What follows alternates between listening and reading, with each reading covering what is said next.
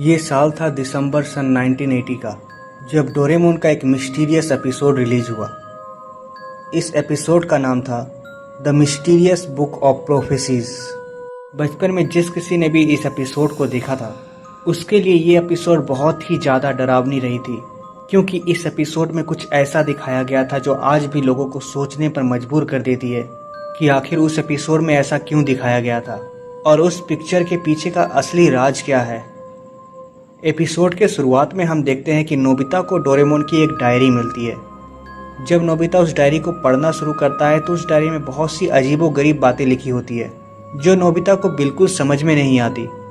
वो उस डायरी को ले जाकर अपने दोस्तों को दिखाता है, लेकिन उन लोगों को भी उस किताब में लिखी बातें समझ में नहीं आती।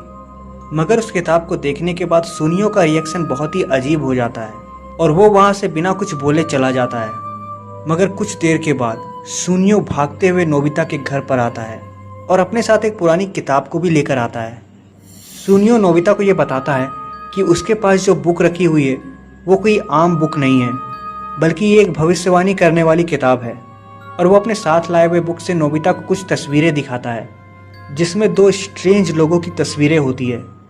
सुनियो नोबिता को बताता है कि ये लोग असल में पास्ट में रह चुके हैं और ये उनकी ही तस्वीरें हैं, जिसके बारे में डोरेमोन की इस भविष्यवाणी वाली किताब में लिखा है, जिसमें राइट वाला इंसान एक प्लेन हाईजैकर है जिसका नाम किंग कॉन्ग होता है और लेफ्ट वाला इंसान एक पायलट था जिसका नाम कैप्टन फॉक्स था।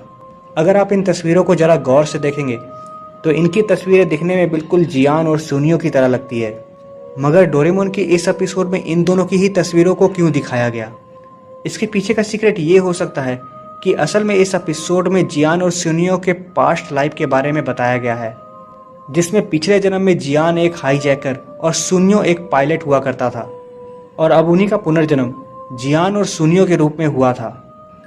इस एपिसोड में दुनिया के खत्म हो जाने की भी भविष्यवाणी को दिखाया गया है, जिसका रेफरेंस नॉस्ट्राडेमस के बुक से लिया गया है, जो कि 17वीं सदी में बहुत सी भविष्यवाणी किया करते थे और उनकी अधिकतर भविष्यवाणियां आज के समय में सच भी हुई है। दोस्तों, क्या आपने डोरेमोन के इस मिस्टीरियस एपिसोड को आज तक देखा है?